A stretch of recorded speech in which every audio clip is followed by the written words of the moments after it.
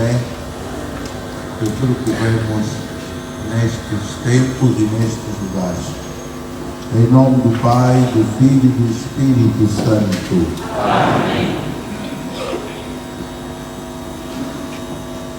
Deus vos salve, ó Maria, cheia de graça, Virgem da Conceição, eleita por Deus e padroeira da nossa arquidiocese, preservada de toda a culpa.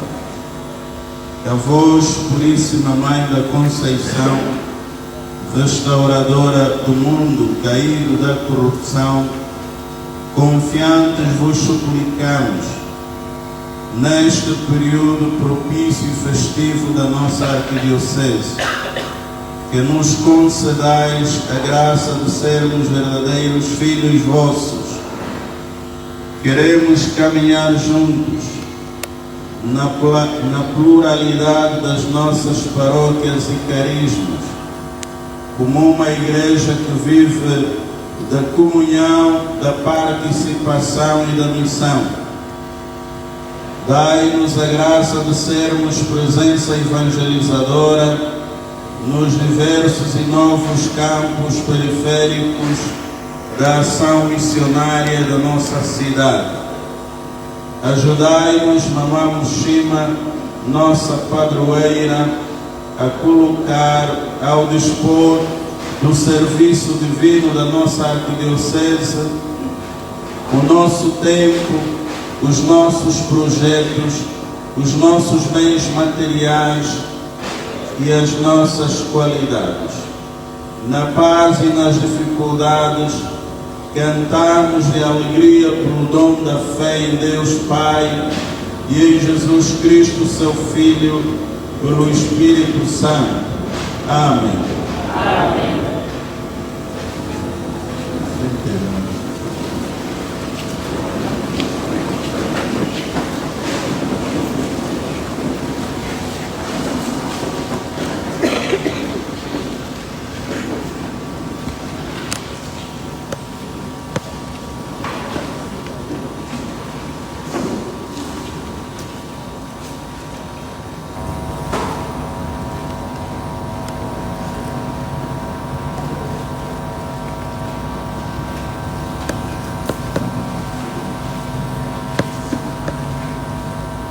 Senhor, ajude-nos a renovar hoje o nosso compromisso com Maria, o nosso compromisso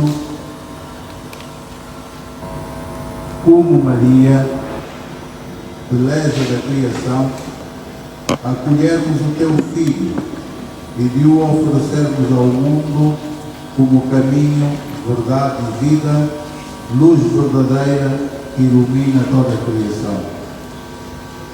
Saúdo e agradeço a presença de cada um, que tirou tempo e boa disposição para cuidar do que nos pertence, a nossa fé, a nossa igreja. Cada um tirou tempo e revestiu-se de entusiasmo para no final de um ano pastoral pararmos e pensar juntos nas respostas que estamos a dar à nossa fé, aprofundarmos os desafios da nossa fé e do ser igreja nestas terras. Uma saudação especial ao nosso secretariado de pastoral em instalação ou montagem. Saudação que se estende à paróquia de São João Paulo II, que nos recebe, e não somos poucos. Obrigado a todos envolvidos nos vários serviços de apoio e dinamização deste encontro arquidiocesano.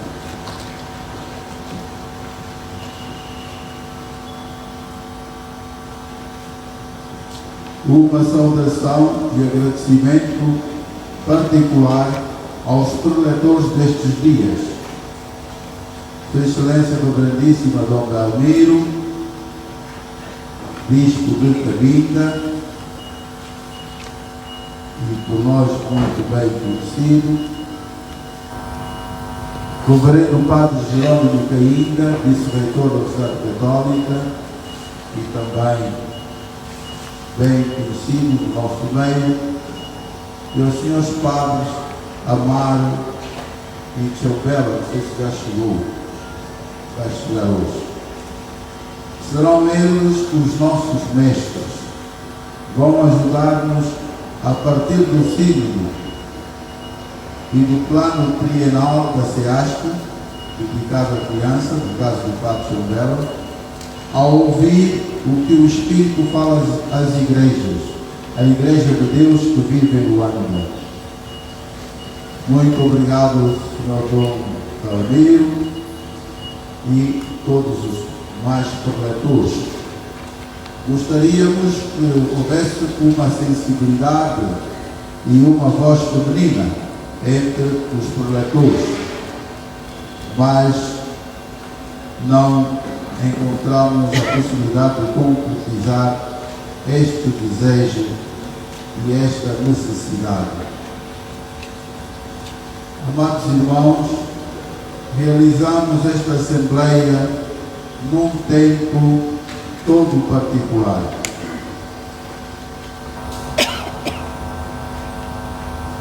No nosso meio, assinalado por um profundo mal-estar social que atravessa um pouco todo o país. Surgem novas pobrezas. Estes factos geram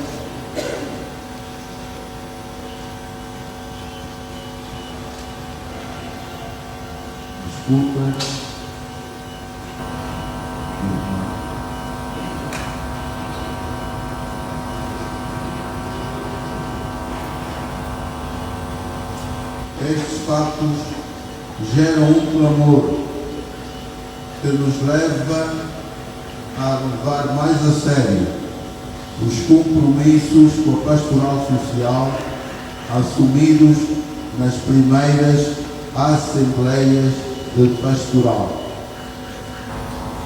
E alguns deles ainda por concretizar, como o propósito de erguermos em termos funcionais uma cozinha social em cada uma das zonas pastorais da nossa arquidiocese. E espero, pois, que possamos continuar a dar a nossa atenção a esta dimensão importante do nosso ser Igreja, recordando o mandamento do Divino Fundador: dai-lhes vós mesmos de comer. Dai-lhes vós mesmos de comer.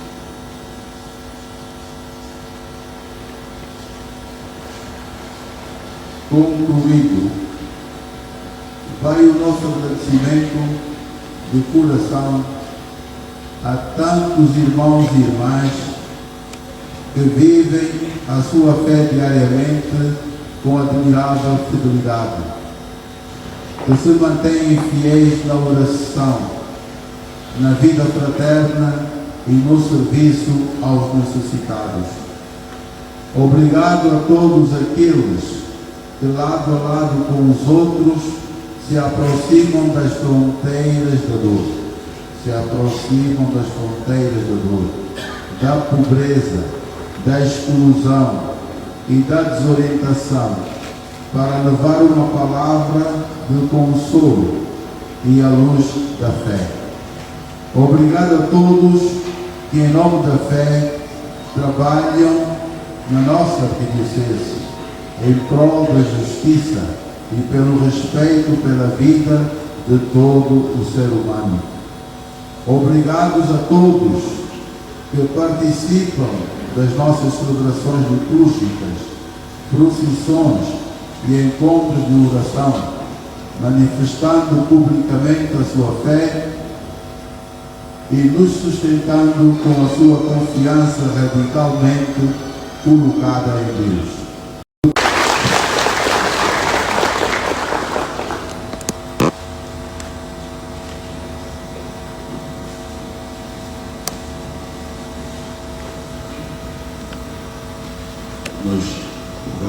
seguir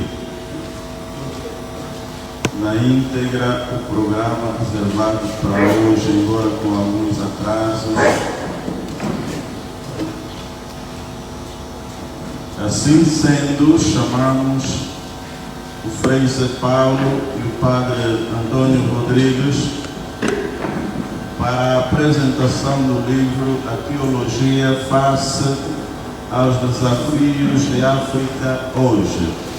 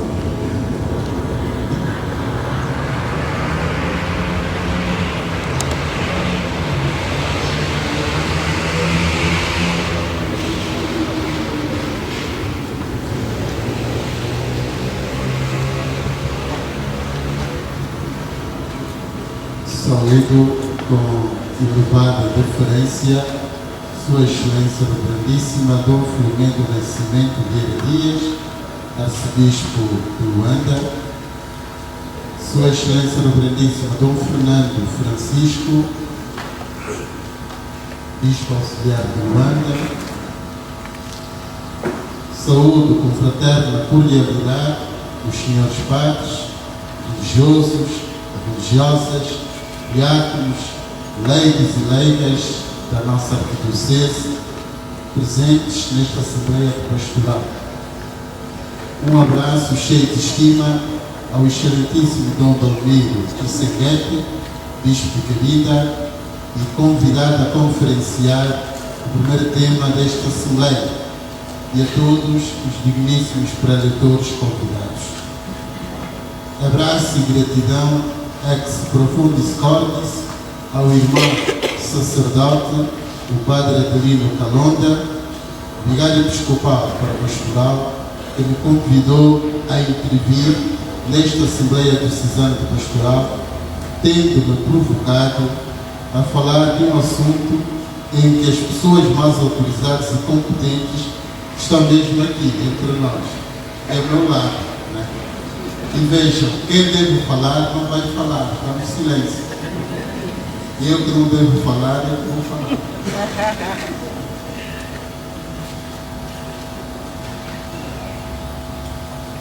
Objetivo e estrutura da nossa preleção.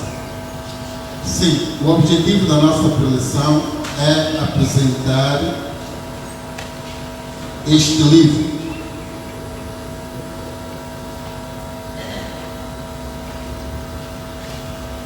A teologia face aos desafios de África hoje, cuja elaboração foi coordenada pelos reverendos freis dominicanos José Nunes e José Paulo, que está aqui ao meu lado. Na verdade, como disse instantes, eles é que deviam fazer tal apresentação, como bem o fizeram muito resumidamente nas páginas 5 e 6 do livro. Portanto, uma palavra de apreço e de gratidão aos nossos freis, José Nunes e José Paulo, e a todos quantos trabalharam nesta obra, com destaque ao nosso arcebispo. Neste sentido, importa esclarecer que não pretendemos seguir os moldes clássicos de apresentação de uma obra a ser lançada para o consumo de leitores e intelectuais, mas tão somente provocar o interesse pastoral da nossa Igreja Diocesana em temas assaz pertinentes incandentes da nossa ação missionária.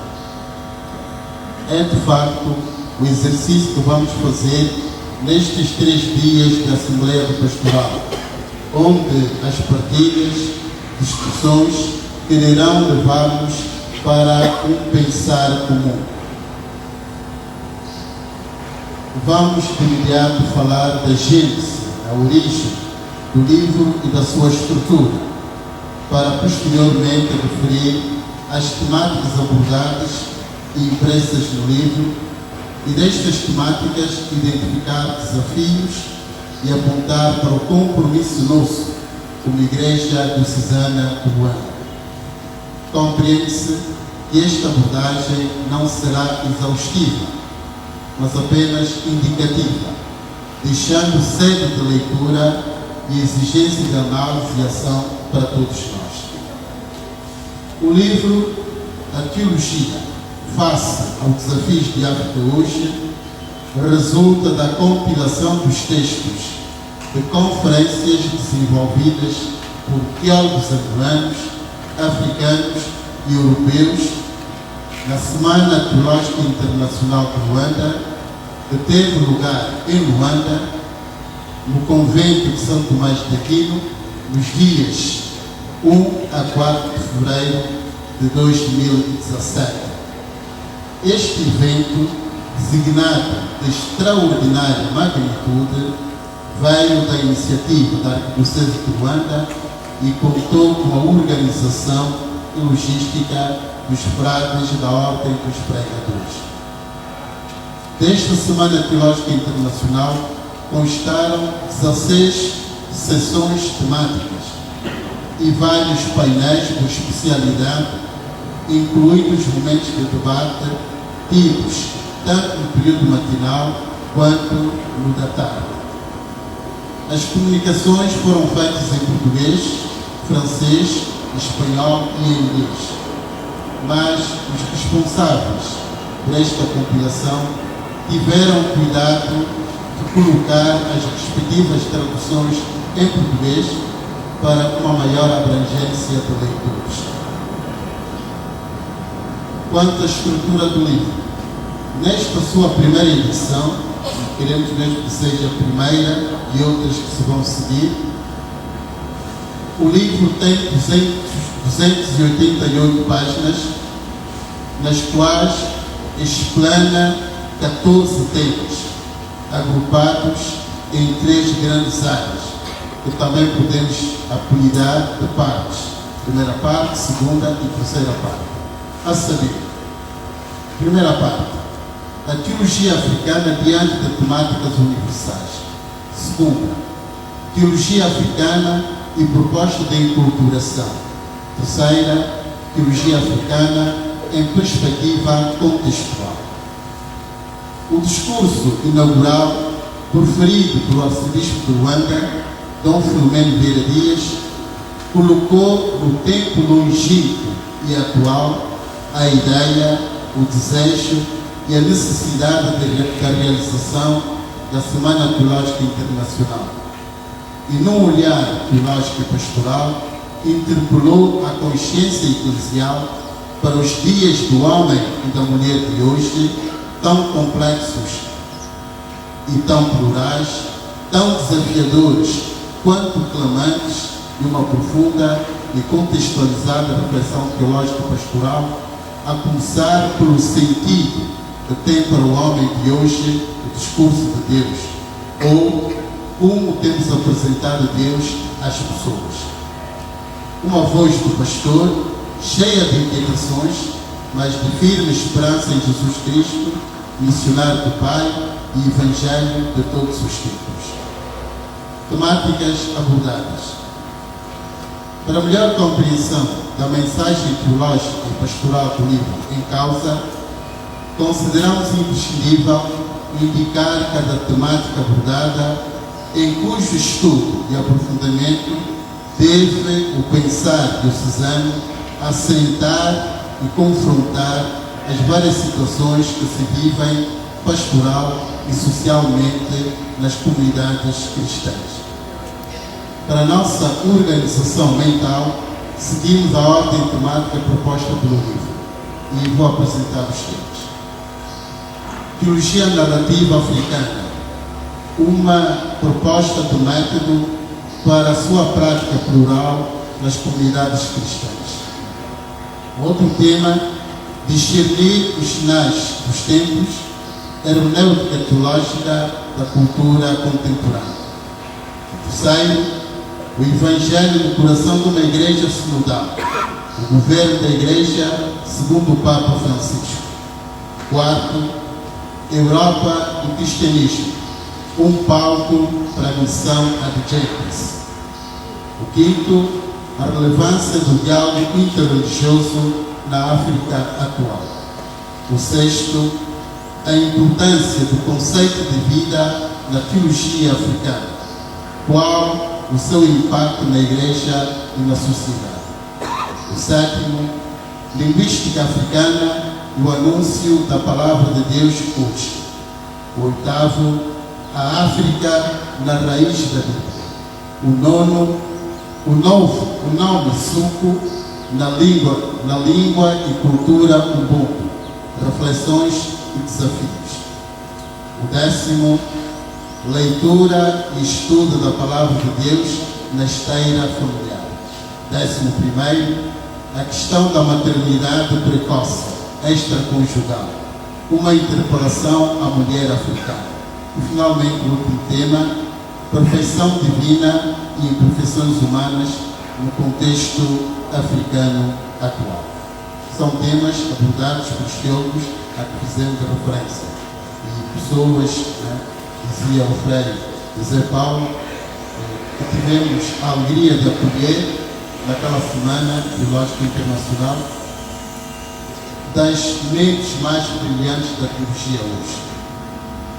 Vamos ao sexto ponto, que nos convida a um pouco mais de reflexão. Desafios e compromisso. Com os temas acima referenciados, os autores, nos textos que desenvolveram, colocam a Igreja Diocesana de Luanda, e não só, inúmeros desafios que vão desde o pensar a teologia no contexto local das comunidades, as grandes, universais e odiernas questões da fé e cultura, do Evangelho e vida, do anúncio querigmático e da pastoral social, do contacto, interpretação, acolhimento, comunicação e vivência da palavra de Deus, quer a partir da exigência científica, quer contando com os aportes conceituais e vitais da nossa cultura. É assim a teologia face aos desafios de África hoje. Está claro para todos nós que nesta sede não podemos abordar na totalidade nem esgotar a profundidade destas temáticas e desafios. Por isso, a nossa apresentação é mesmo uma simples apresentação. Se quisermos, é uma provocação. A título de exemplo, olhemos rapidamente para a proposta do método para a prática plural da teologia narrativa nas comunidades cristãs que nos vem do Frei dominicano Bento Domingues. Em palavras simples, o Frei dominicano acusa a esterilidade de uma teologia desencarnada da realidade viva das pessoas e das comunidades, e não encoraja aquilo que chamou de teologia, estilo música ligeira ou espiritualidade chá de ti, visível, por exemplo, em homilias que terminam em conselheirismo moralista ou nos recados administrativos da paróquia. Em vez de ensinar a teologia que eu levava aos animadores de comunidades, afirma o Frei, procurei trabalhar com eles um método que os ajudasse, depois de uma abundante informação crítica de base, a elaborar um percurso em que narrasse por escrito, dispondo todos de vários cadernos para efeito, as histórias de vida da fé das comunidades e com as comunidades, segundo o estilo cultural original de cada celebração. No fim de cada ano, fazíamos, ainda afirma o Frei, fazíamos um congresso de teologia narrativa popular. Importa, por conseguinte, saber articular o cultural do cultural. E afirma o Frei, a escola de acólitos, de catequistas e de grupos escolares não basta. Importa criar escolinhas de teologia que saibam intrusar progressivamente a vida humana em todas as suas expressões familiares, artísticas, filosóficas e científicas, com as equivalentes narrativas e expressões das complexas experiências de alegria e desassossego ao nível pessoal, familiar e de grupo. Nesta mesma linha de pensamento do Frei Bento, colocam-se as seguintes perguntas. Que sentido têm as nossas escolas católicas, colégios e universidades católicas? São, na verdade, espaços de aprofundamento da fé, clima apto a formar a síntese entre a investigação científica e os questionamentos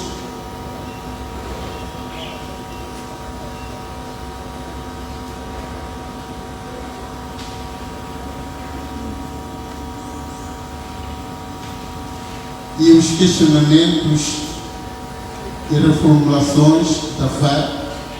Parece conceitual e parece consensual que ter filhos num colégio ou numa universidade católica não é por causa do aprofundamento da fé, mas porque dá mais perspectivas e recomendações para um bom emprego.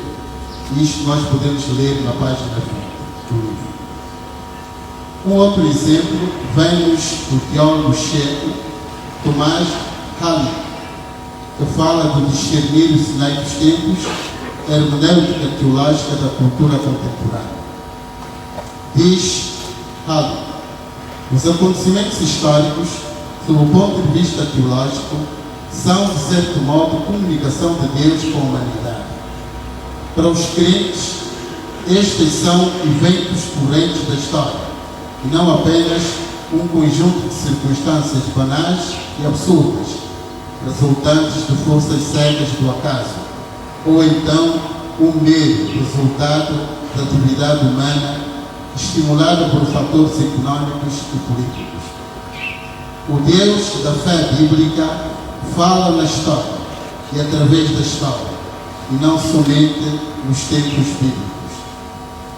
Não é fácil, porém, descodificar corretamente a sua voz.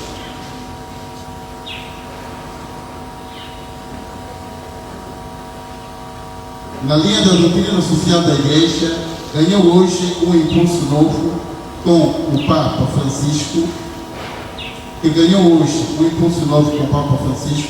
O autor propõe aquilo que chamou de cairologia, ou seja, uma nova linguagem, uma nova metodologia para ouvir Deus no mundo contemporâneo. Afinal, Deus nunca deixou de estar presente. Deus nunca deixou de falar, seja qual seja a experiência de uma comunidade ou de um povo. São dois exemplos que eu apresento, mas que devem criar em nós o desejo de conhecer o livro, não é? Não vou aqui fazer publicidade, talvez da minha comercial, né? Mas é importante que tenhamos o livro e o conheçamos, porque realmente os temas aqui abordados, partindo de Deus, falam da nossa realidade. Como vedes, ilustres participantes da Assembleia Diocesana de Pastoral 2023, na Arquidiocese de Luanda, o livro a que nos referimos é um instrumento importante para a teologia e a pastoral que se impõem no hoje da nossa Luanda, nosso campo de missionação. Ele precisa de ser conhecido, estudado partilhado e trazido na linguagem existencial nossa e das nossas gentes. Estamos conscientes dos vários problemas nascidos do modo de ver, perceber, fazer e viver a religião no nosso contexto. Quase que em cada esquina da nossa cidade encontramos um espaço ou alguém que se sente autorizado, preparado e capaz de falar autenticamente de Deus. O resultado é alguma desorientação generalizada, mesmo na esfera da fé e da vida espiritual, com consequências graves e doenças profundas no nosso tecido humano. Por isso, e é bom que se sublinhe isto, fica o compromisso deixado pelo arcebispo, pastor da Igreja de Cristo em Luanda. Nós temos a possibilidade e a oportunidade de parar e pensar a inteligibilidade da fé neste mundo tão complexo, de tantas temáticas, nesta nossa sociedade e neste mundo contemporâneo. Vivemos, dizia o arcebispo, num contexto onde existe muita superficialidade e a teologia, na atualidade, tem um papel de buscar o sentido mais profundo do entendimento da fé cristã. Uma grande onda nos envolve, afirma ainda o arcebispo, e devemos nos perguntar como evangelizar o mundo. Podemos ler isto nas páginas 9 e 10. Fica o compromisso da caminhada sinodal da nossa Igreja diocesana através do estudo e através da descoberta de métodos mais autênticos e coerentes da vivência e transmissão da fé. Por isso é que somos agentes do pastoral, delegados das nossas comunidades para a Assembleia Diocesana. Os desafios do Sínodo na Arquidiocese de Luanda. És precioso a meus olhos. Eu te amo. É o que está escrito no cartaz que temos agora. Valorizem-se os vários estudos que se desenvolvem aqui e ali. Por exemplo, no seminário Arquiepiscopal de Luanda, com semanas de reflexão bíblica, teológica e filosófica, assim como na Universidade Católica de Angola, com seu curso de teologia. Valorizemos a formação e as formações das nossas comunidades cristãs e paroquiais. Deus queira que esta Assembleia Diocesana do Pastoral seja, uma vez mais, um exercício de verdadeira fecundidade apostólica e missionária.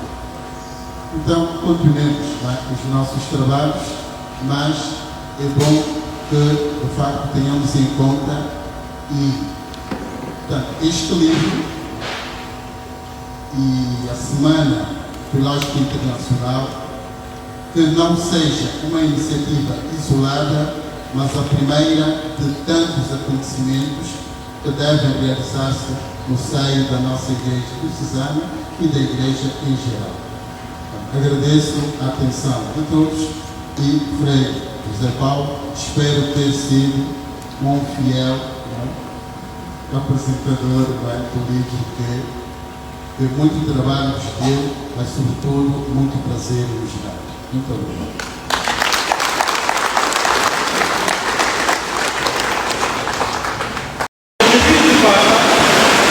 É de provocar uma discussão aberta sobre o ser, o estar e o rumo da Igreja Católica no mundo.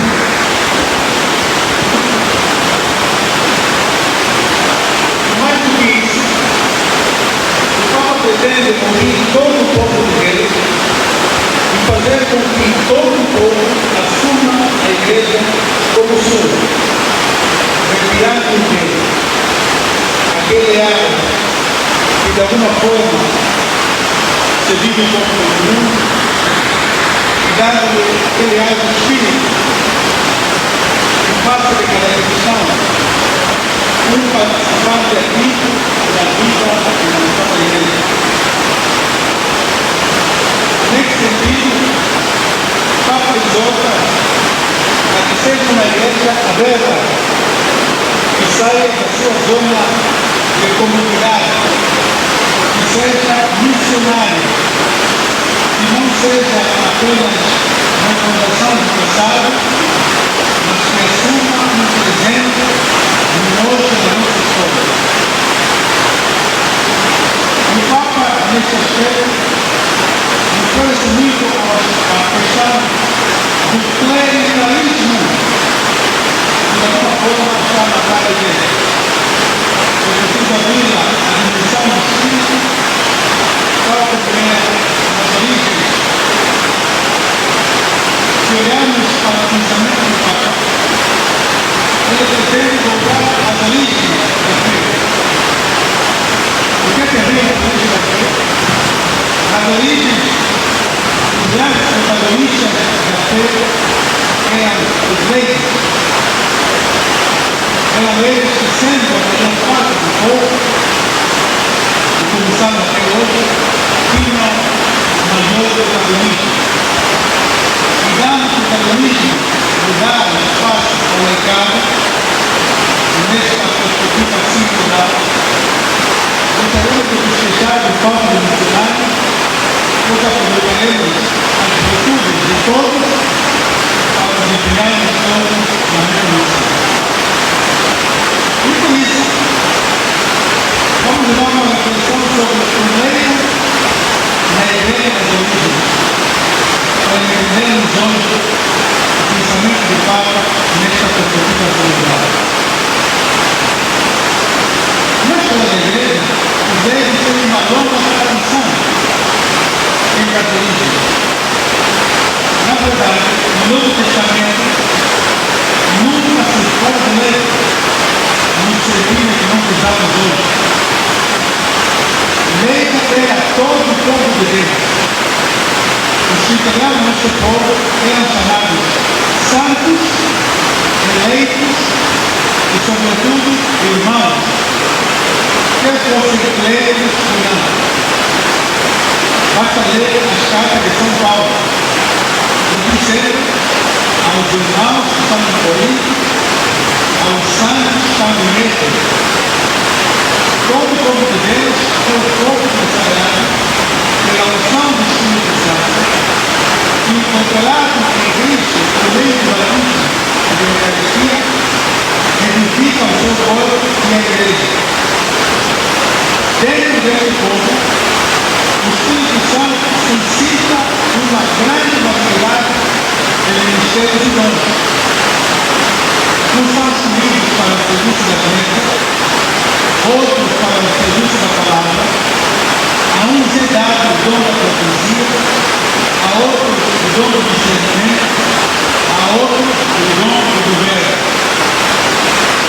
O que é posto em destaque não é tanto a distinção entre uns e outros, mas sim a tensão entre o povo todo em consagrar, ungido pelo Espírito Santo e o mundo para lá. No princípio da igreja, há, portanto, a oposição entre o povo consagrado e o mundo para lá. A oposição não é entre pagos e leigos, mas entre cristãos e pagãos. Esta sétima unidade de todo o povo de Deus está integrada no mundo e conserva-se nos primeiros séculos do cristianismo. Todo o povo missionário. A preocupação dos cristãos não é definir os ministérios do Senhor da Igreja, mas destacar a novidade cristã, a fé, como alternativa para o mundo envolvente. É claro que havia diversos ministérios, conforme a São Paulo, mas mais que dizer não é afirma que, sobretudo, os carismas e os ministérios profissionais. Se formos examinar a presença dos reis da igreja, verificamos um conjunto de situações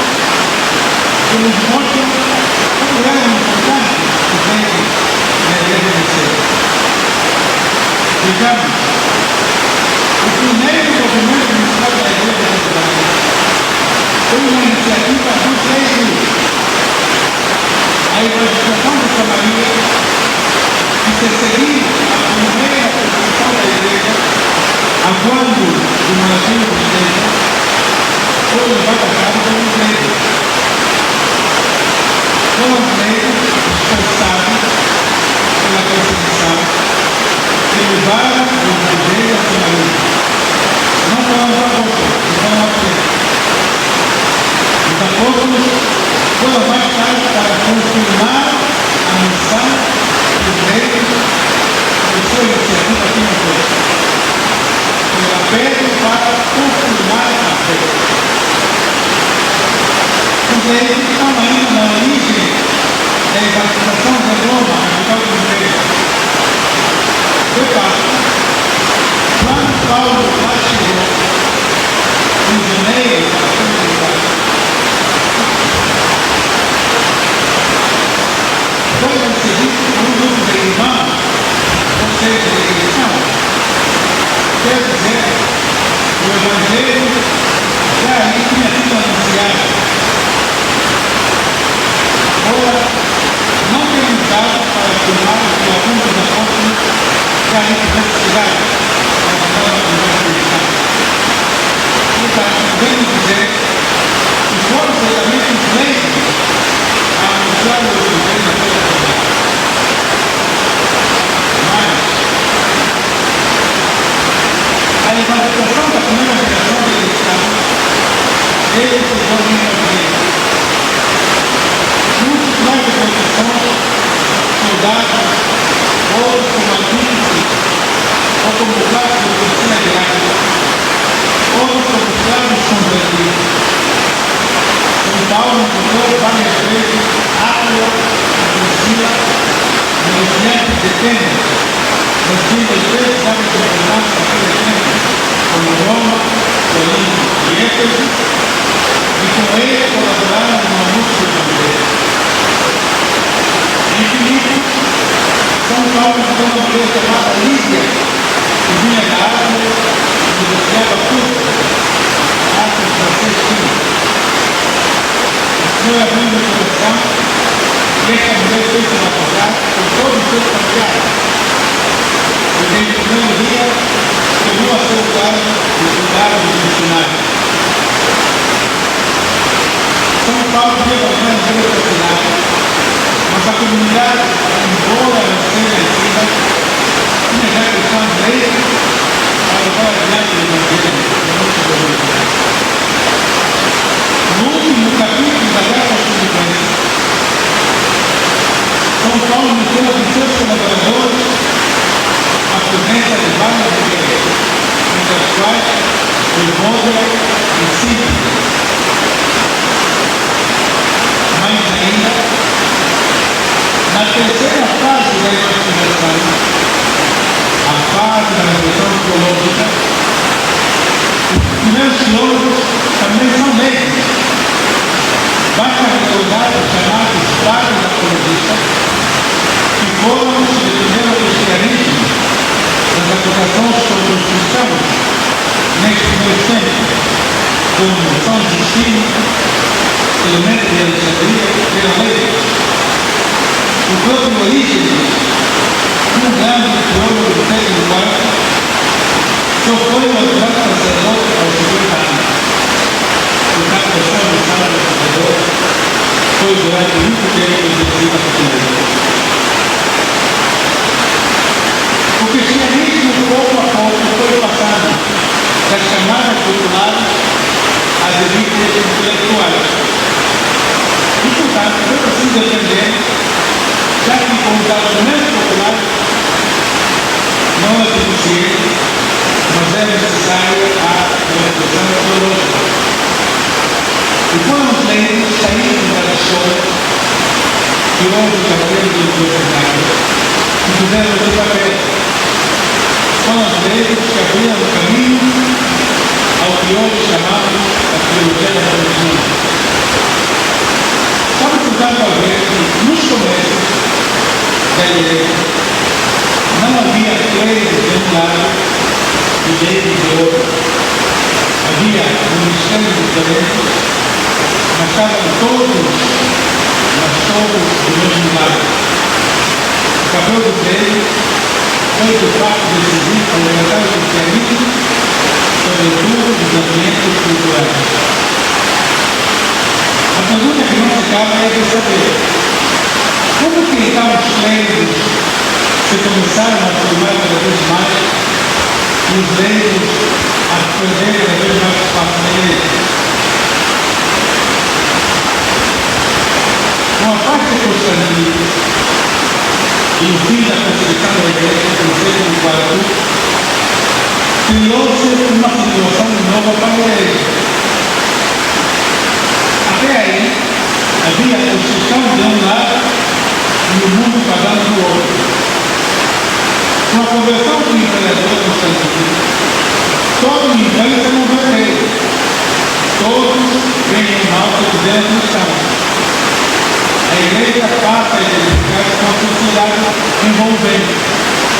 Ou seja, o caminho catecumenal, do martírio, da catequese, do testemunho é substituído por uma igreja social, em que todos são batizados, todos são cristãos, bem ou mal preparados para viver em Deus.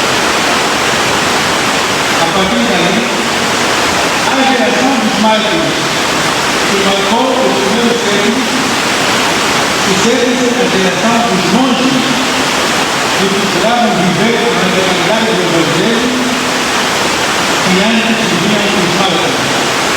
Ou seja, com a conversão do império, o monaquismo, a vida monástica passou a ser um recurso para a vivência radical da fé. E assim aparecem os grandes mosteiros, depois do século IV, que se tornaram a fina flor do cristianismo, substituindo os mártires. Os monges foram do mundo para redescobrir aquela igreja do catecumenado, do testemunho, da entrega e da doação total. Então será desses mosteiros que vão sair a maior parte dos bispos e do clero, pois os bispos que eram monges mudaram também os novos mosteiros da sua volta. Esta mistura entre os bispos e os monges vai unir os monges ao clero, fazendo deles uma só força para a emancipação dos bárbaros que então invadiam o Império Romano por todos os lados. Daí nascerá uma missão que pega sobretudo os monges e o clero, deixando o esquecimento dos leigos que são a grande força do povo de Deus. Nesta perspectiva, os leigos começaram a ficar fora da missão da igreja. Foi assim que a missão deixou de ser obra de todo o povo de Deus para ficar levada ao clero e aos monges. Em segundo lugar, criam-se escolas para formar esse clero e esses monges. São chamadas escolas monásticas ou clericais, que depois darão lugar aos seminários.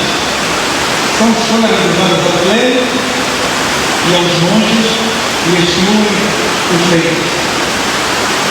A cultura torna-se privilégio dos monges e do clero.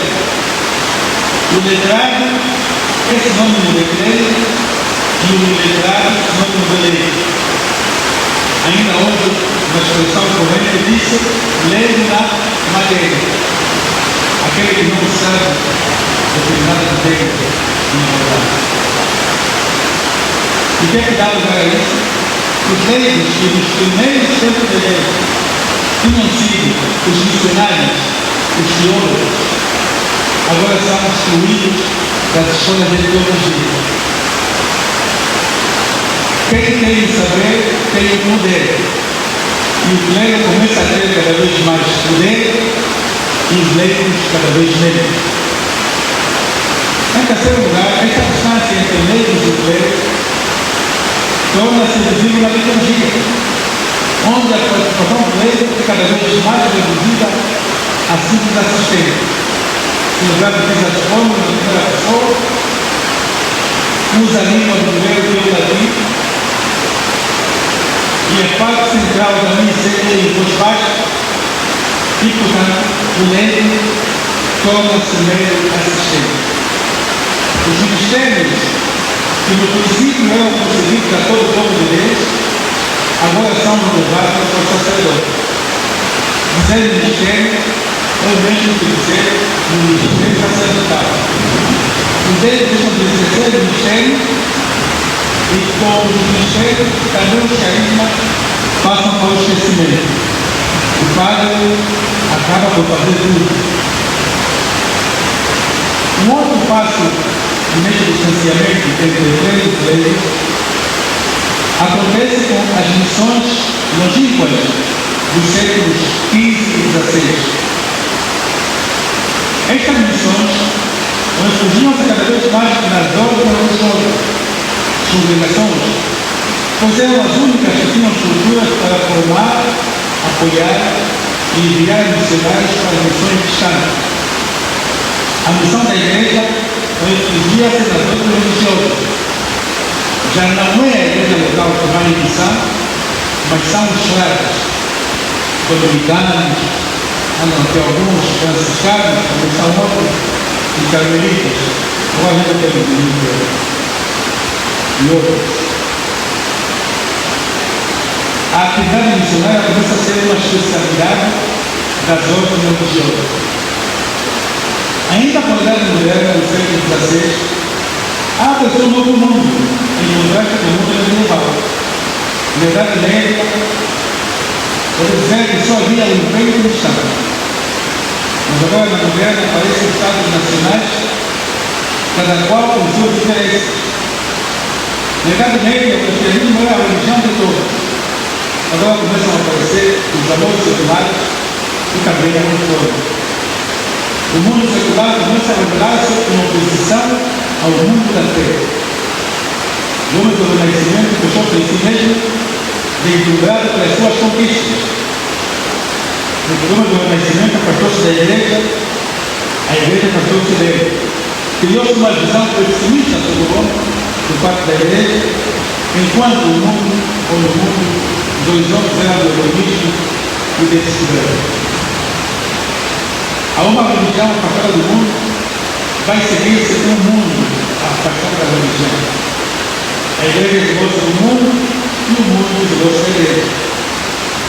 A santidade, nesse caso, é sobretudo a fuga do mundo, expressa do mundo. Foi assim que o leigo, que era homem do mundo, foi excluído da santidade. De fato, até bem pouco tempo, quase todos os santos canonizados ou pertenciam ao clero, ou à vida religiosa, ou então eram pessoas casadas ou viúvas que tocavam o mundo pelo convento, como o caso de Viana Menino. Estamos, portanto, a ver como o leigo, pouco a pouco, foi excluído da missão, da cultura, da liturgia e até da santidade. Foi esta a travessia do deserto que a vocação do leigo teve de fazer e durou mais de 1000 anos. Será o Concílio Vaticano II a recuperar a vocação laical no direito da seguinte. No Vaticano II, o despertar dos leigos da Igreja da sua vocação laical foi o momento que levou o tempo a afirmar-se. Começou por grupos, organizações de leigos que procuravam marcar a sua presença cristã na sociedade. São eles que começaram a criar movimentos devocionais, como oratórios, rodovias, congregações marianas, fraternidades, devoções modernas e outros de caráter social, como São Vicente de Paulo, o Frederico Bolsonaro. E também começaram a surgir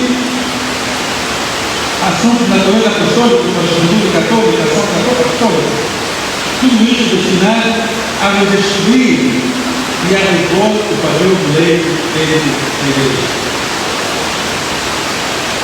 Já no século XX, que é passado, vai ser descobrir uma nova pista que será decisiva para a doutrina considerar sobre o leigo. Os sacros movimentos de renovação bíblica, teológica, litúrgica, ecumênica e missionária, que estão na base do Concílio Vaticano II e que despertaram a Igreja para os valores das origens, a uma redescoberta do passado e uma ascensão da riqueza da Igreja de sempre no contexto da Igreja de hoje. Portanto, neste movimento missionário, veio revelar-se o papel dos leigos na teologia dos padres da Igreja, a vocação do cristão, todo cristão de santidade, os carismas, os ministérios, a relação dos cristãos com o mundo, a Igreja como fermento e levedura ao serviço do mundo. Foi a partir da leitura renovada da vocação cristã que se relançou a vocação e a missão dos leigos da Igreja. O Concílio Vaticano II aparece, portanto, como resultado de toda esta caminhada. Foi o primeiro concílio, que foi o 20º, a tratar da vocação laical em toda a sua amplitude. E logo a seguir foi criado o Concílio Pontifício para os Leigos. E este Concílio Pontifício foi realizado o primeiro sínodo sobre os leigos, quando foi em 1987, há quase 40 anos. Então, neste sínodo, consagra-se definitivamente a vocação e a missão dos leigos na Igreja e no mundo. Para não ser longo, eu vou saltar tudo que está neste meio, mas é preciso ver que, ainda hoje, todos nós não assumimos a novidade do Concílio Vaticano II. E quando o Papa chama por este novo símbolo, este novo caminho de comunhão, participação e missão, ele quer chamar a nossa atenção como bispo, como sacerdote, como diácono, como religioso consagrado, a devolvermos aos leigos o seu protagonismo, buscar a sua iniciativa, acreditando nos sinais do Espírito que estão presentes em todos. E tem sido uma luta grande, mesmo da parte do próprio Santo Papa Francisco, para colocar leigos nas estruturas da Igreja, nos dicastérios, colocando mulheres, homens, comprometidos com a fé. E dos 16 que a Igreja tem, apenas um, pela comunicação, foi dirigido por leigo. Já é um caminho, mas ainda há muito que andar nas vocês, nos valores e em todos os quadrantes da nossa ação pastoral. Portanto, todos os religiosos, padres e leigos, são chamados a santidade, mas uns religiosos revelam Cristo voltado para o Pai, outros, os padres, revelam Cristo voltado para a comunidade, e os leigos revelam Cristo voltado para o mundo. Por vocação, compete aos leigos procurar o reino de Deus, ocupando-se das realidades terrestres e ordenando-as segundo Deus. O leigo vive no mundo na variedade das suas condições de vida familiar, profissional, econômica, social, cultural e política. E é nessa gama de relações que deve anunciar o Evangelho. E nós vemos que políticos mal evangelizados, atores culturais mal evangelizados, atores econômicos mal evangelizados e profissionais mal evangelizados não conseguem ouvir o que fazem com aquilo que acreditam. E não poucas vezes, os maiores opositores da Igreja são os próprios católicos. que não creem no que acreditam, não foram formados e não realizam a sua missão lá onde eles são situados. A missão da igreja não é defender-se do mundo, nem isolar-se do mundo, mas passar pontos para o mundo, ser a luz do mundo. A fábrica, a oficina, o laboratório, a escola, primeiramente a escola católica, o escritório, o serviço doméstico, são os grandes espaços da missão do leito. A técnica, a ciência, são caminhos de missão. Sob o nome de lei, entende-se o conjunto de cristãos que não são membros da ordem sagrada, ou do estado religioso, como existe na igreja. Portanto, há uma grande abertura que é preciso fazer para podermos entender a missão do leito dentro da igreja. Eu fiz esta longa introdução, que está quase no fim, para entendermos que quando o Papa nos pede comunhão com a participação e missão, ele quer responsabilizar a igreja a todos os batizados, a todos os membros do povo de Deus. Todos os sacerdotes e as consagradas religiosas são insuficientes para a grande ação missionária que a igreja precisa. Completamente insuficiente ou inconsciente a ação do bispo e da igreja. Quando você não tem transparência e não entrega a vocês aquilo que a paróquia dele, você está a sabotar a ação do bispo. Quando você não colabora com a sua paróquia para que ela atinja os seus filhos, você está a sabotar a ação do bispo. Quando você não tem um conselho econômico que diga com clareza o que há, o que é necessário, você não terá dos fiéis a resposta com as suas verdadeiras necessidades da igreja. E a paróquias paradas por falta de transparência. Conselho de pastoral paroquial, outro elemento indispensável da vida paroquial. Segundo o Câmara 536, é um órgão de consulta do padre. É indispensável para a correta gestão da paróquia.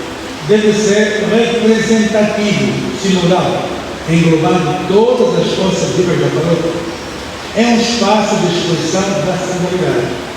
O pároco, o vigário paroquial, as religiosas, os membros, tanto dirigentes responsáveis dos grupos, dos movimentos apostólicos, devem estar presentes nas reuniões.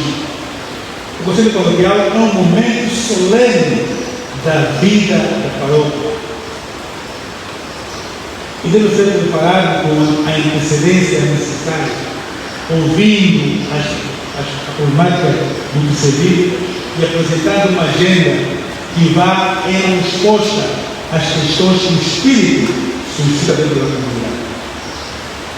Mas é preciso deixar claro: o presidente do Conselho Paroquial é o pároco. Mas para que exerça bem a sua presidência, ele tem na paróquia outros missionários. E, portanto, a sinodalidade, a comunhão, participação e missão, deve estender-se para os colaboradores. É por isso que é saudável, recomendável, se não mesmo obrigatório para a sinodalidade paroquial, que os missionários caminhem juntos e a sua relação seja um testemunho evangelizador. O pároco, o vigário, os outros sacerdotes, as religiosas caminham juntos. E por isso, para se evitar escândalos de discussões entre sacerdotes nas reuniões dos conselhos, é imprescindível que antes destas haja a reunião dos missionários da paróquia, para estabelecerem o caminho paroquial, assistidos e formados para que sejam uma ajuda para a evangelização. E nesse, o papel dos assistentes diocesanos ou paroquiais é fundamental. Quando o bispo nomeia para assistir um movimento, um grupo secretariado, Você tem a missão de formar toda a gente nas questões da fé e vigiar para que não hajam invasões silenciosas que muitas vezes se tornam depois provocações. Romaica, ação feminina, carismáticas e outras localidades eclesiais devem ser promovidas, formadas e valorizadas, quando o Espírito sopra aonde quer. Nós estamos a ver essa primavera do Espírito que suscita grupos e movimentos que devem ser amparados e valorizados, pois são uma ajuda indispensável à nossa fé. Portanto, eu vou terminar a escola católica, porque ela representa para nós a evangelização. Às vezes só tem nome de católico, mas lá nem se vive o valor da fé. Tem capelão, todas elas, tem catequese, tem pelo menos um jornal moral onde se fala de verdade de fé, ou estão invadidas por pequenos pastores que invadem nos nossos próprios espaços e tentam formar aquele grupo que não tem padre nem pastor, mas que no fim não passa de um espaço de proselitismo. Temos que vigiar. Portanto, é grande o desafio de sermos equipa, mas neste grande desafio de sermos equipa, de fazermos caminhar a cidade, seu bispo é para dizer que o padre joga um papel preponderante e indispensável na palavra. É preciso ter tempo e dedique a maior e a melhor parte do seu tempo às coisas de Deus, da igreja, tendo igrejas abertas e não fechadas. Infelizmente, se passar pelas nossas paróquias, nós não estamos. Não estamos. Nós estamos lá.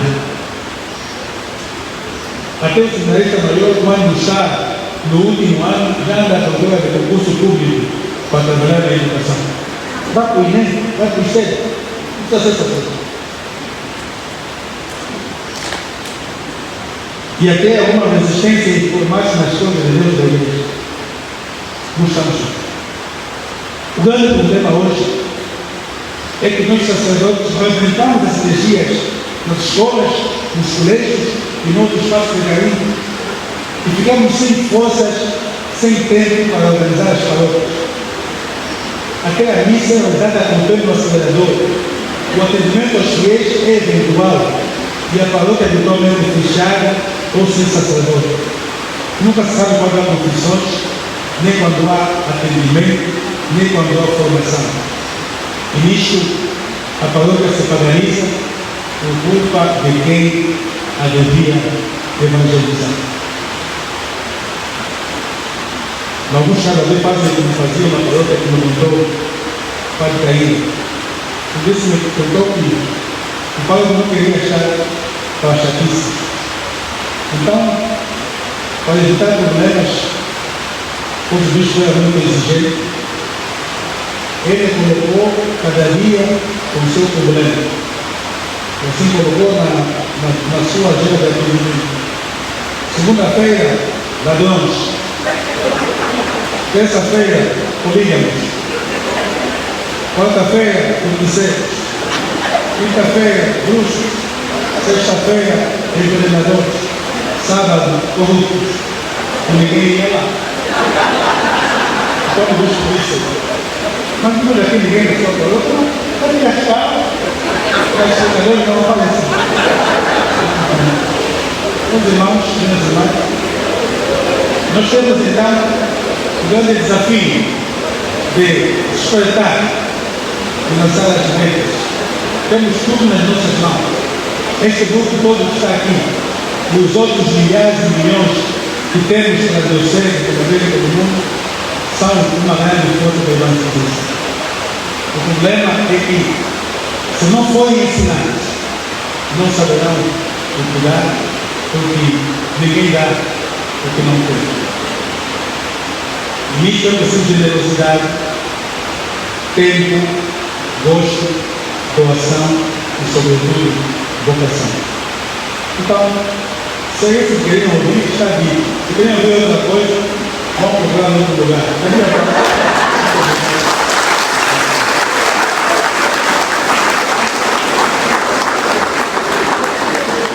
Obrigado,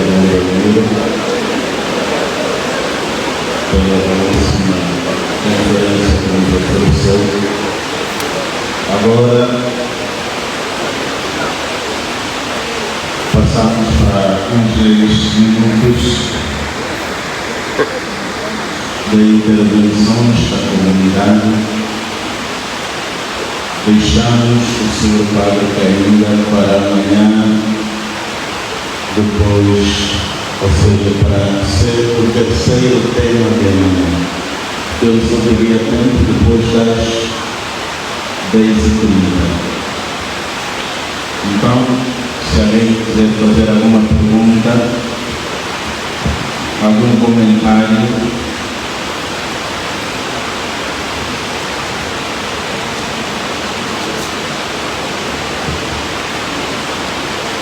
é só se levantar e dizer o nome. Pode vir aqui em frente. Vitor, vem aqui em frente. Se alguém mais quiser fazer alguma intervenção, convém que siga a orientação de vir para cá, para frente, para não perdermos muito tempo.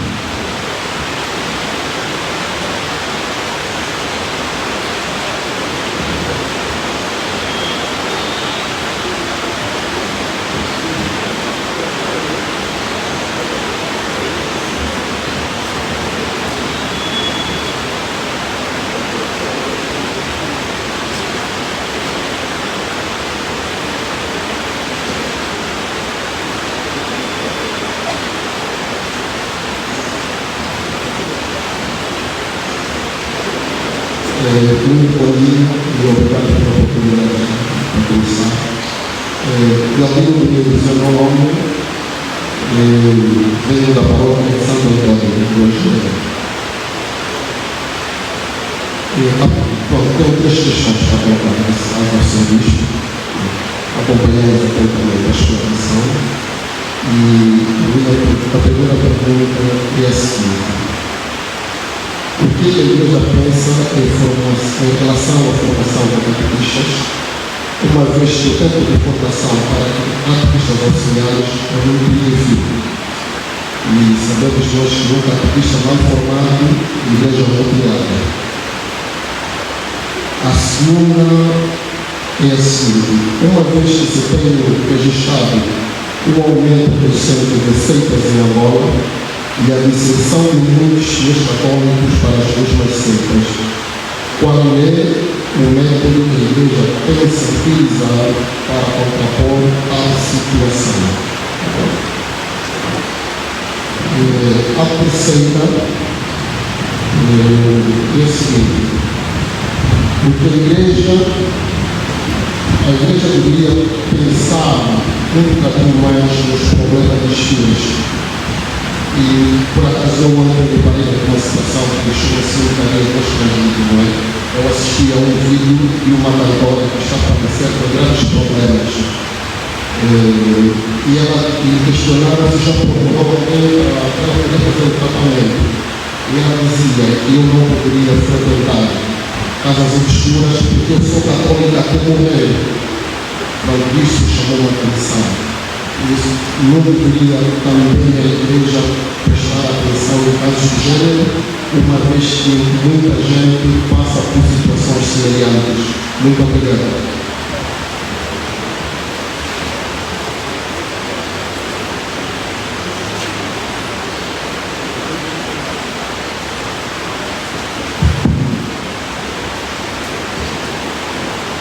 Alguém mais gostaria de fazer alguma intervenção? Não havendo, devolvemos a palavra a quem tem alguma mão levantada.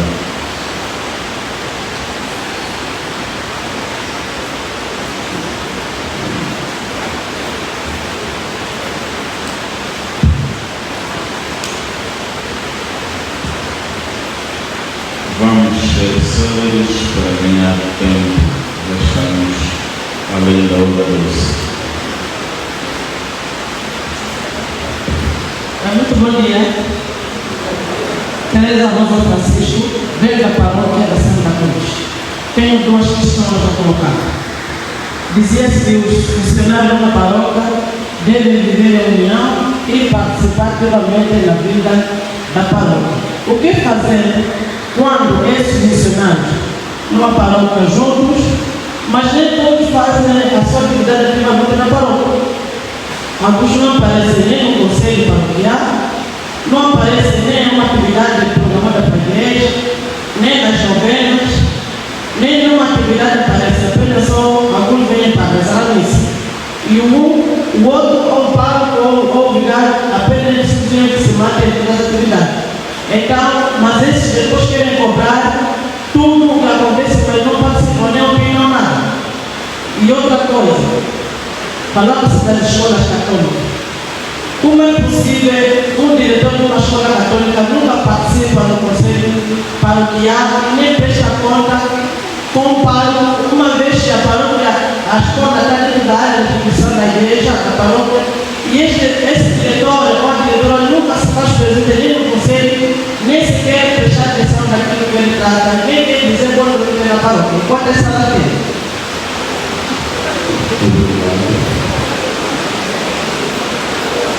Mais alguma intervenção?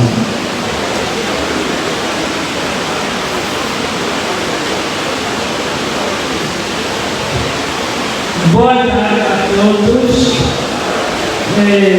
Chamo-me Juliana Castro, sou da paróquia de São Joaquim, mas sou vice-coordenadora diocesana do Movimento Misericórdia. Ouvimos bem a explanação do Sr. Bispo e há uma indicação sobre as escolas católicas. Hoje há um número muito grande de crianças com cuidados especiais a nível do nosso país. E recentemente tivemos uma situação numa escola católica de um menino que tem síndrome de Down e por ter reprovado 2 vezes foi recusado a voltar a estudar. Estamos a falar de uma criança de 7 anos. E hoje já tivemos a inclusão a nível do nosso país.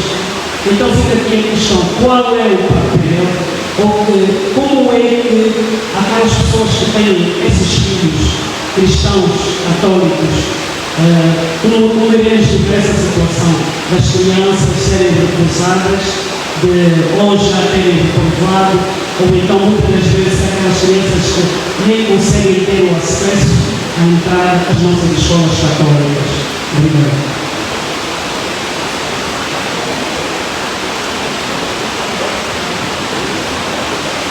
Boa tarde, queridos irmãos. Primeiro domingo do meu nome, vem da paróquia de Santo Agostinho. Ouvimos o tema do nosso bispo presidiu sobre a formação de teologia aos leigos. Se a memória não me engana, que temos poucos leigos formados em teologia.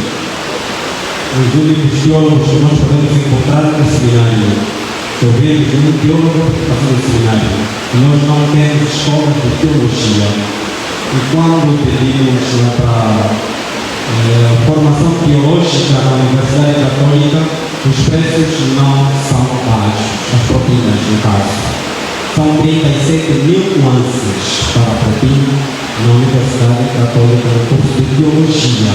Então alguns preferem fazer uma formação de sociologia, uma formação de psicologia, porque ainda depois poderá levar algum benefício, e não a formação de teologia que depois poderá colocar em casa sem trabalhar. Então gostaríamos que a igreja pensasse neste aspecto. Tem muitos leigos com vontade de fazer a formação e trabalhar para a igreja. Infelizmente, não temos esta possibilidade. Obrigado. Muito obrigado. Chega, não é mais perguntas. Quem tiver mais perguntas, nós vamos continuar. Eu vou começar com esta última questão do Senhor Rubem Domingos. Não sei se não está informado, mas no secretariado de catequese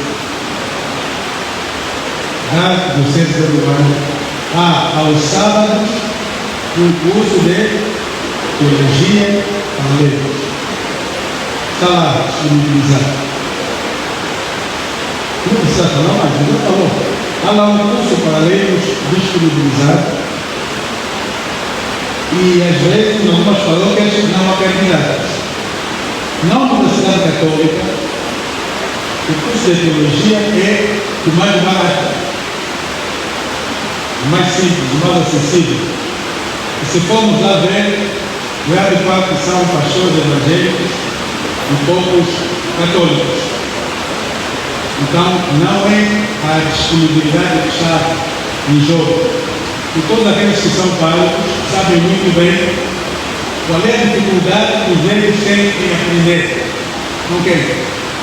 Até para casar, o curso de noivos, nos fazem com grande revolta, porque presumem que já sabem tudo. E, portanto, às vezes há disponibilidade ou disponibilização da formação, mas há pouca disponibilização ou disponibilidade em aprender. Quando são domingos, não há só curso de auxiliares.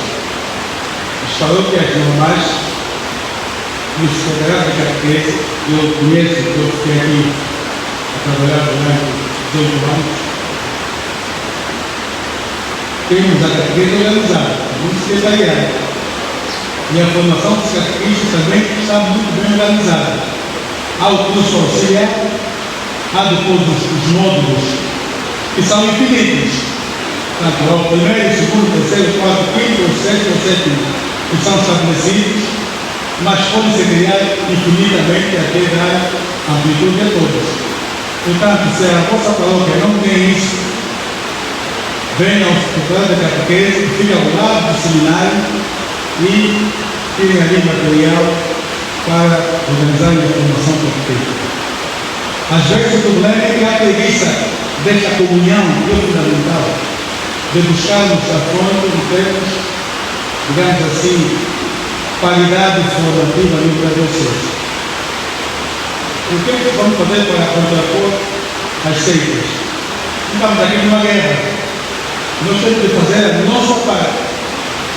E a nossa parte é a formação catequética dos nossos fiéis, que às vezes falta, porque muitas vezes o católico mal formado, batizado sem catequese, ou confirmado só quando foi o bispo, esse é um problema, em que muitos são confirmados por altura da visita do bispo, mas não fazem catequese. São alistados para a confirmação. Um alistado para a confirmação não é adulto na fé, continua a ser a mesma criança. E Jesus diz no Evangelho: não dá a pedra aos outros, porque não só não apreciariam o seu valor, como depois disso ainda poderiam revoltar-se contra vós. Estamos muitas vezes a dar, no sentido nós vamos chegar, apelo às portas, dar sacramentos. E quem não está formado é o primeiro grande passo para a expansão do paraíso. Então é formação. Passamos a nossa parte, os outros que passam a Cristo. Agora os fiéis. Aqui ela tem o suficiente para realizar a sua missão. O problema é que nós católicos somos muito agarrados. Não ganha mais de 100 mil. Quanto tempo vergonha quando em 4 domingos oferece 20 quantos? Ou 200. Por isso que são abençoados, não vou falar. Não tem algo. Ganha 500 mil anos, 300 mil anos, e quando chega na igreja, não sabe contar para procurar onde está a nota de 100 para poder dar uma oferta. Depois vem não há água, não há gotas. A garrafa são 16 gotas.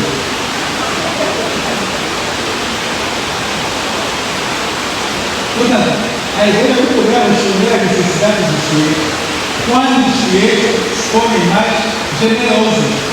Uns até na altura da construção das paróquias mudam de paróquia. E quando vem o crédito acabar a inauguração, está vindo de fato e olhar mal ao Paulo, porque ele queria ser convidado nem a honra, preguiçoso e vadio.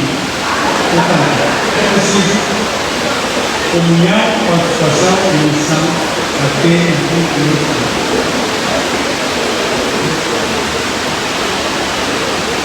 Dona Teresa Francisco, missionário pelo Pleno União, fazer um ano missionário nunca parece a mulher da igreja.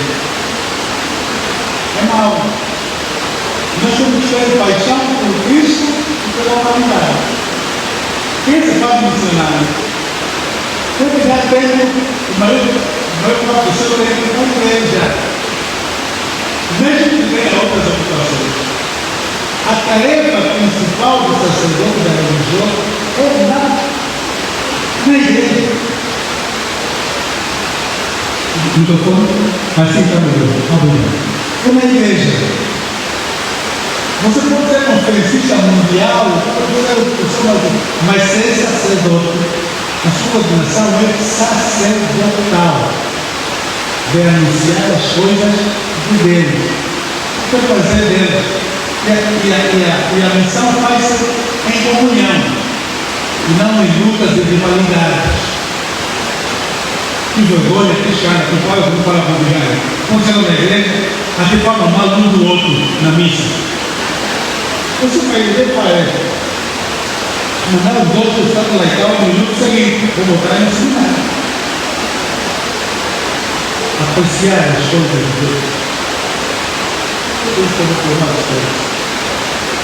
Portanto, quanto às escolas católicas, depende. Há escolas, para uma escola ser católica, há critérios.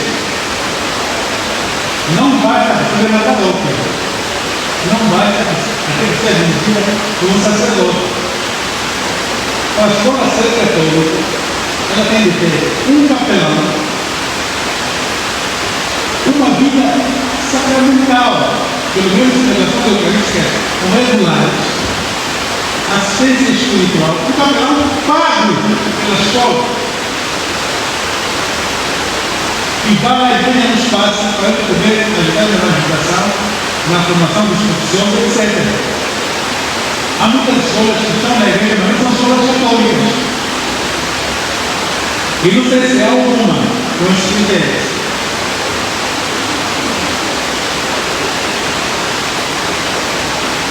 Porque às vezes depois quando você fala o lado, eu nunca falo de Deus. São das propinas, da limpeza e da falta pedagógica.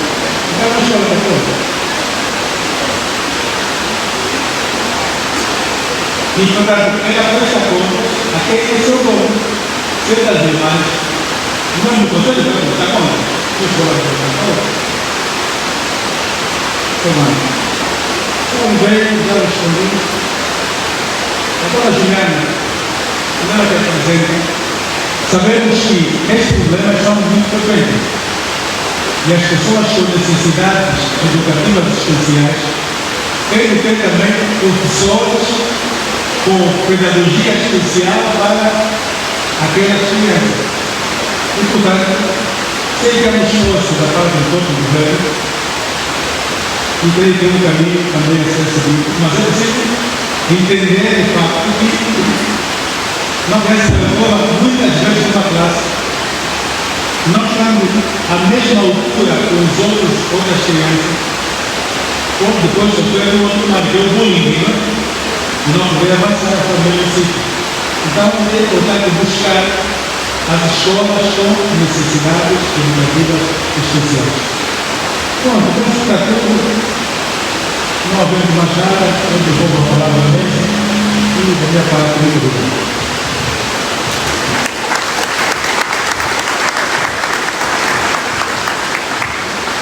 Nós renovamos Presidente Dom Belmiro, por ter aceito o nosso convite de partilhar conosco a sua sabedoria nesta Assembleia Diocesana e agradecer mais uma vez a vossa presença que concretiza o nosso plano para o dia de hoje.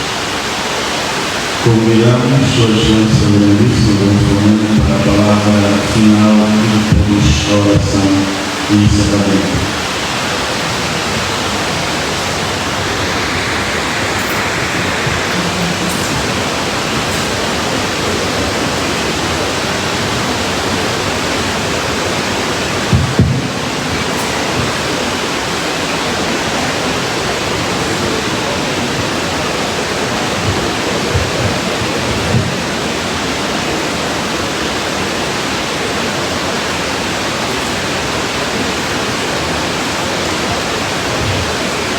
Apenas voltar a agradecer-vos, pedir-vos desculpas por todos os transtornos no início dos trabalhos, recordar-vos que amanhã estaremos na paróquia de Nossa Senhora de Fátima. E porque Dom Belmiro segue ainda hoje, queremos agradecer de novo por esta contribuição e saber que esta é também sua casa, que ajudou a construir, foi vigário episcopal dessa área, não foi? Ajudou a construir com o seu trabalho, com o seu entusiasmo e com o seu bom humor. Né? Viam como ele falava, estamos vendo aqui os dominicanos, os franciscanos, a melhor congregação do mundo, os espiritanos, ninguém lhe disse a sério, é o espírito do Dom Belmiro, o seu humor, o seu vontade. Então, Dom Belmiro abençoe. O anjo do Senhor abençoe Maria. Ave Maria, cheia de graça, o Senhor é convosco, bendita sois vós entre as mulheres, e bendito é o fruto do vosso ventre, Jesus.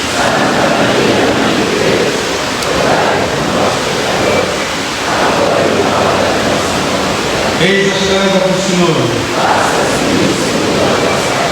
Ave Maria, cheia de graça, o Senhor é convosco, bendita sois vós entre as mulheres, e bendito é o fruto do vosso ventre, Jesus. Santa Maria, Mãe de Deus, rogai por nós, pecadores, agora e na hora da nossa morte. E o Verbo divino se fez homem.